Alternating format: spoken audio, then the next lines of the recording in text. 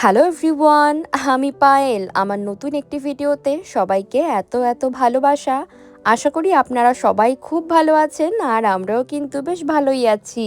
আজ অনেক সকাল সকাল ঘুম থেকে উঠেছি, জানলা খুলতেই দেখলাম কি দারুণ ঝকঝকে রোদ্দুর উঠেছে। আজকাল জানেন তো, খেয়াল করলাম দিনের বেলার পরিমাণটা বেশ অনেকটাই বেড়ে গিয়েছে। সকাল সকাল রান্না বান্নার সমস্ত জোগাড় যন্ত্র আমি করে নিয়েছি, বরং সকাল সকাল বলা ভুল, আমি আজকে ভোরবেলায় উঠে সমস্ত রান্নার জোগাড় যন্ত্র সেরে রেখেছিলাম। এখন এই বেলার দিকে রান্নাঘরে এসে বাকি রান্নাটা করব। গোছগাছ করা থাকলে আর মাথায় সেট করা থাকলে কি দিয়ে কি রান্না হবে, তারপর রান্না করাটা আর তেমন কোনো বড় ব্যাপার না। কম করে হলেও আজকে বাড়িতে প্রায় 6 মাস পরে রুই মাছ ঢুকলো। এই রুই মাছ আজকে ফুলকপি দিয়ে রান্না হবে। ফ্রিজ খুলে যখনই ভাবলাম কি দিয়ে এই সুন্দর রুই মাছটা রান্না হবে, আমার কাছে ওই ফুলকপির থেকে আর বেস্ট কোনো অপশন মনেই হলো না। যাই হোক, মাছ তো ধোয়াই ছিল। আমি নুন হলুদ মাখিয়ে ওইদিকে সাদা তেল গরম করলাম বেশ কিছুটা। প্রথমে লেজা, একে একে গাদা, পেটি, মাথা, চলুন সব একসাথে ভেজে তুলে নেই। আমার দিব্যি মনে আছে জানেন তো, যখন আমি প্রথমবার এই দেশে এসেছিলাম তখন তো এত মাছ পোনা পাওয়াও যেত না, আর পাওয়া গেলেও এত ভ্যারাইটিস রকম মাছ পোনা আমরা বাড়িতে আনতামও না। কেবলমাত্র বড় বড় যে রুই মাছগুলো হয় না, প্রায় 3 কিলো 3.5 কিলো ওজনের, এমনকি 4 কিলো 5 কিলো ওজনের মাছও পাওয়া যেত। তো আমরা যেহেতু দুইজন ছিলাম, তো বেশিরভাগ সময় ওই 3 সাড়ে 3 কিলো রুই মাছটা আনা হতো। ওই অত বড় গোটা মাছ যদিও মাঝখান দিয়ে কাটা কাটাই থাকতো, পিস বের করা থাকতো, তবে অনেক দিন ধরে খেতে হতো। আর অনেক দিন ধরে খাওয়ার ফলে যেটা হতো, একটা বিরক্তি কাজ করতো। তো তারপর থেকে আমাদের বাড়িতে ওইরকম রুই মাছ আসা প্রায় বন্ধই ছিল কয়েক বছর। এখন যদিও এই ছোট ছোট প্যাকেটগুলো বাজারে খুব পাওয়া যায়, তাই মাঝে মধ্যেই আসে। যাই হোক, মাছগুলো ওদিকে ভাজা হতে থাকুক, এদিকে অন্য একটা পাত্রে আমি ছোট ছোট করে ডুমো ডুমো ওই আলু কেটে নিয়েছি। তার সাথে ফোড়ন দিলাম একটুখানি পাঁচফোড়ন, তেজপাতা। এইবার বাঁধাকপিটা এই সবকিছুর সাথে সুন্দর মতো ভেজে নেব। এখানকার বাঁধাকপি এত ভালো, এত নরম, সেগুলোকে তো সিদ্ধ করতে হয় না। উপরন্তু ঢেকে দিলে সেই ঝুরঝুরে ব্যাপারটা থাকে না, কেমন যেন একটা কাদা কাদা ভাব চলে আসে। তাই জন্য আমি বাঁধাকপি রান্নার সময় ঢাকনাটা দূরে সরিয়েই রাখি। যাই হোক, এদিকে মাছগুলো বেশ কড়া করে লাল লাল মতো ভেজে নিয়েছি। মাছগুলো তুলে নিয়ে ওই একই তেলের মধ্যে ফোড়ন দিলাম গোটা জিরে, একটু তেজপাতা। মাছের ঝোলে এরকম লম্বা লম্বা করে আলু কেটে দিলে সেটা খেতে এবং দেখতে দুই বেশ ভালো লাগে। গোটা গোটা ফুলকপিও দিয়ে দিলাম। এবার এই সবকিছু চলুন একসাথে বেশ কিছুক্ষণ লাল লাল করে ভাজা হতে থাক। ওইদিকে দেখি বাঁধাকপিটার কি অবস্থা। বাঁধাকপি সে তো প্রথম দিকে পরিমাণে অনেকটাই থাকে, তাই পরিমাণ না বুঝে মশলা দেওয়াটাও ভীষণ মুশকিল। আমি যেটা করি তার জন্য প্রথম দিকে বাঁধাকপিগুলোকে প্রথম হাই ফ্লেমে রান্না করে একটু কমিয়ে নেই, তারপর বাকি মশলাগুলো অ্যাড করি। ফুলকপি আর আলু দুটোই একসঙ্গে বেশ লাল লাল করে ভেজে নিয়েছি। এবার মশলা দিলাম কষানোর জন্য। দিলাম প্রত্যেক দিনেরই মশলা, একটু লঙ্কা গুঁড়ো, জিরে গুঁড়ো আর অল্প একটু হলুদ গুঁড়ো। কাঁচা জিরের ফ্লেভারটা যেহেতু অনেক স্ট্রং হয়, ওটা আমার খুব একটা ভালো লাগে না, তাই আমি অল্পই দিয়েছি। একটুখানি জল দিলাম। এবার জল দিয়ে সব মশলা এই আলু ফুলকপি দিয়ে ভালো মতো কষিয়ে নেব। আমাদের দেশ হলে আমি এই দুই কপি একসঙ্গে কিছুতেই রান্না করতাম না। আসলে দেশের তুলনায় এখানকার ফুলকপি, বাঁধাকপি বা ওলকপিও মাঝে মাঝে আমি বাজারে দেখি, সেগুলোতে অ্যাসিডিটির পরিমাণ একেবারেই 0%। তাই একসঙ্গে দুই কপি অনায়াসেই রান্না করা যায়। এই বাঁধাকপিটা দেখুন প্রায় হয়ে এসেছে। আমি একদম না ঢেকে ঢেকেই বাঁধাকপিগুলোকে ঝুরঝুরে করে ভাজার চেষ্টা করলাম। এদিকে মাছের ঝোলটাও ফুটে উঠেছে। ভাজা মাছগুলো তাই একসঙ্গেই অ্যাড করে দিলাম। আজকে বাড়িতে এই যে দুখানা রান্না হচ্ছে, এই দুটো রান্নাই হলো আমার মায়ের রান্না। মায়ের মতো করেই আজকে আমি রান্নার চেষ্টা করছি। তবে দেশের ফুলকপি যেহেতু রান্না করার পর একটু গোটা গোটা থাকে, এখানকারটা না গলে যায়, তাই অল্প সময় রান্না করতে হয়। আর বাঁধাকপিগুলো আমি এদেশে এসে যা বুঝলাম, এখানকার বাঁধাকপির তুলনায় আমাদের দেশের বাঁধাকপির তরকারি বা ভাজলে এটা ঝুরঝুরে ভাবটা বেশি থাকে। এখানকার সবজিতে জলের পরিমাণ অনেক বেশি। ভালো মতো ফুটতে থাকুক, ভাজা জিরের গুঁড়ো ছড়িয়ে দিয়েছি। এবার ঢেকে দেব। ঢাকা দিলে ব্যাপারটা বেশ ভালো জমবে।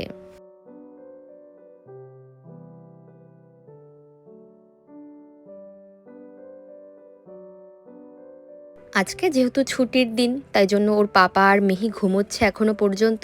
আর এদিকে রান্নাবান্না হয়ে গেল, আমি সবটা গুছিয়ে নিয়েছি। এই দেখুন ফুলকপির তরকারিটা আজকে এই পাত্রে ঢেলেছি, ওইদিকে বাঁধাকপিটাও রেডি। আর এখানে বেশ কিছু সবজি আমি সিদ্ধ করে নিয়েছি, গাজর আর শশাটাই যা কাঁচা রেখেছি। আসলে আমি তো ভাতের পরিমাণ এখন কম খাই, তাই সাইডে একটু স্যালাড কিংবা সবজি সিদ্ধ থাকলে আমার খেতে বেশ ভালো লাগে। আজকে বাঁধাকপিটা একটু মিষ্টি মিষ্টি বানিয়েছি, সেই সাথে ঝোলটা বানিয়েছি বেশ ঝাল ঝাল। দুপুরবেলায় খাবার টেবিলে গরম গরম ভাতের সাথে এই রান্না বান্নাগুলো আজকে জাস্ট ফাটাফাটি লাগবে।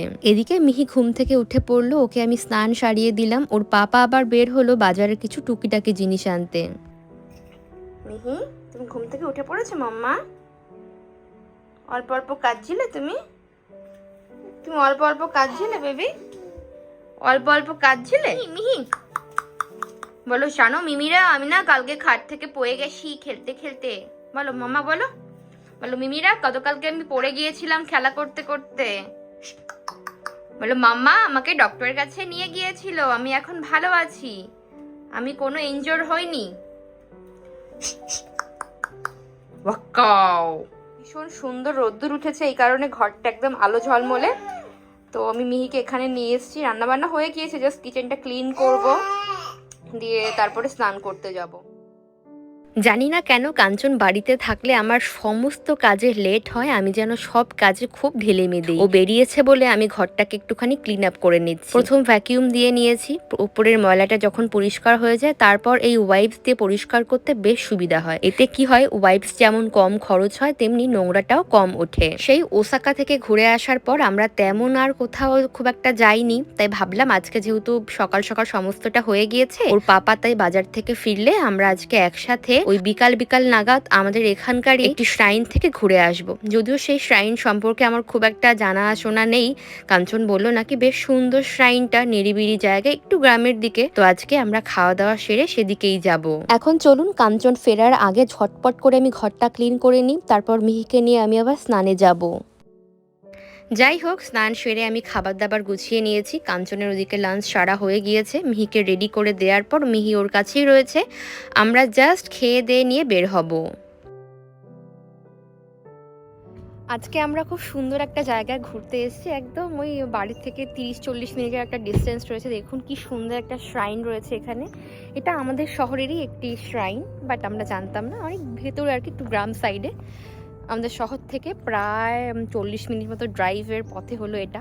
তো দেখতেই পাচ্ছেন ভীষণ সুন্দর। আমরা এখন ভেতরে যাব। মিহি বাই দ্য ওয়ে ঘুমিয়ে পড়েছে, আর কাঞ্চন রয়েছে ওই যে ওখানে। তো চলুন, বেশ সুন্দর রোদ্দুর রয়েছে, অনেক সাকুরা ট্রি, বাট এখন যেহেতু সাকুরা ফুলের মৌসুম নয়, কয়েকদিন এখনও বাকি, 1 মাস যাবে, তো তারপরে সাকুরা ফুটবে। কিন্তু আদারওয়াইজ দেখলাম জায়গাটা ভীষণ সুন্দর।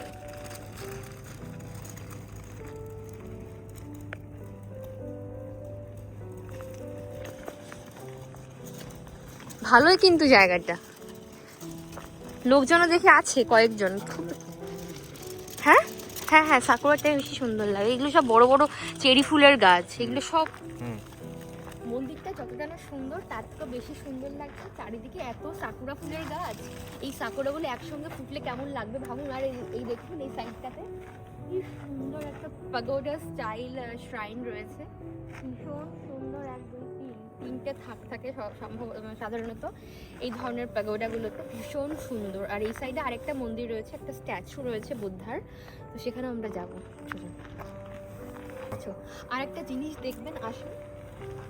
এখন যদিও এই ব্যাপারটাকে আমরা করতে পারবো না, আমি এই যে ঘন্টা দেখতে পাচ্ছি, এই ঘন্টাটার সাথে না এই যে বড় যে দণ্ডটা, আর এই যে বড় ঘন্টাটা দেখতে পাচ্ছেন, লোহার এই ঘন্টাটা, ওখানে বিভিন্ন ধরনের স্পিরিচুয়াল বাণী লেখা থাকে। আর এই যে বড় কাঞ্চন দেখতে পাচ্ছ শিকল দিয়ে বাঁধা রয়েছে, এই ব্যাপারটাকে না এরকম ঢং ঢং ঢং ঢং করে দিতে হয়, তাহলে একটা ভীষণ খুব সুদিং একটা সাউন্ড ক্রিয়েট হয়। আমি এই ঘন্টা বাজানোর মতো এরকম জোরে জোরে জোরে জোরে জোরে জোরে করতে হয়। তো এই ব্যাপারটা তো এখন যেহেতু ঢোকা যাবে না, তাই তো করতেও পারবো না। তো এটা হচ্ছে ওই ব্যাপারটা আর কি। আর একটা জিনিস দেখবেন, আসুন, এই যে এখানে যে স্তম্ভটা রয়েছে, এই স্তম্ভটা মূলত সব এই ব্যাপারগুলো থাকে। এই ব্যাপার অ্যাকচুয়ালি কি নাম তুমি জানো কি কাঞ্চন? জানো? আমিও জানি না। তো ব্যাপারটা হচ্ছে এরকম, ব্যাপারটা পুরোপুরি এরকম। আর তার পাশে এরকম স্তম্ভ থাকে, যেখানে অবভিয়াসলি জাপানিজ কাঞ্জি, চায়না কাঞ্জিতে লেখা থাকে। তো এই হচ্ছে ব্যাপারটা। আরো এই সাইডে অনেক কিছু রয়েছে, দাঁড়ান আপনাদেরকে দেখাবো। এই মন্দিরটা অনেকটা জায়গা জুড়ে একদম লোকালয়ের মাঝখানে, বেশ সুন্দর। তবে একটা ব্যাপার কি দেখলাম, বড় নির্জন। আমরা আসার আগে দুটো বাচ্চা মেয়ে ওরা এসে ছবি তুলছিল, ওই টিনেজ বয়সের হয়তো হবে।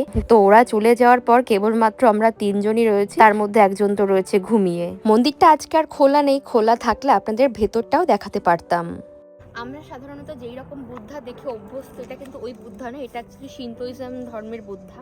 তো শিন্টোইজম বৌদ্ধইজম দুটো আলাদা আলাদা ব্যাপার। তো এটা বুদ্ধার মতোই দেখতে, বাট আমরা যেরকম বুদ্ধার মাথার উপরে অনেক শামুক এক জায়গায় করে, ছোট ছোট কাঞ্চন খেয়াল করেছো তুমি, অনেক ছোট ছোট শামুক দিয়ে মাথাটা ঘেরা থাকে, মাথাটা টুপি মতো মনে হয়, বাট এখানে কিন্তু ওরকম কোনো ব্যাপার নেই। এখানে হচ্ছে বুদ্ধার মাথার উপরে আরেকটা ছোট্ট বুদ্ধা রয়েছে। ব্যাপারটার হয়তো আলাদা কোনো মেসেজ থাকতে পারে। আবার বুদ্ধার স্বয়ং সম্পূর্ণ শরীর রয়েছে এখানে।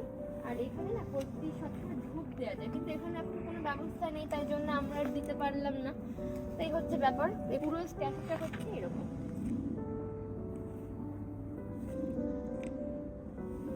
আর এই যে এটা হলো মেইন মন্দিরটা, একদম দেখুন কি সুন্দর চিরাচরিত জাপানি স্টাইলে মন্দিরটা। পুরোনো মন্দিরগুলো সাধারণত কাঠ দিয়ে তৈরি হয়, আর ওপরে একই ধরনের স্টাইলের টালি থাকে, আর চারপাশে ছোট্ট ছোট্ট কিছু মন্দির থাকে, সেখানেও ঠাকুর বা ভগবান ঈশ্বর যারা এদের ইষ্ট দেবতা তারা বিদ্যমান থাকে। আপনারা হয়তো অনেকেই জানবেন, জাপানের যেসব ভগবান বা ওদের ইষ্ট দেবতারা রয়েছে তাদের সাথে কিন্তু আমাদের পুরাণের বা আমাদের দেশের হিন্দু দেবদেবীদের অনেক মিল রয়েছে।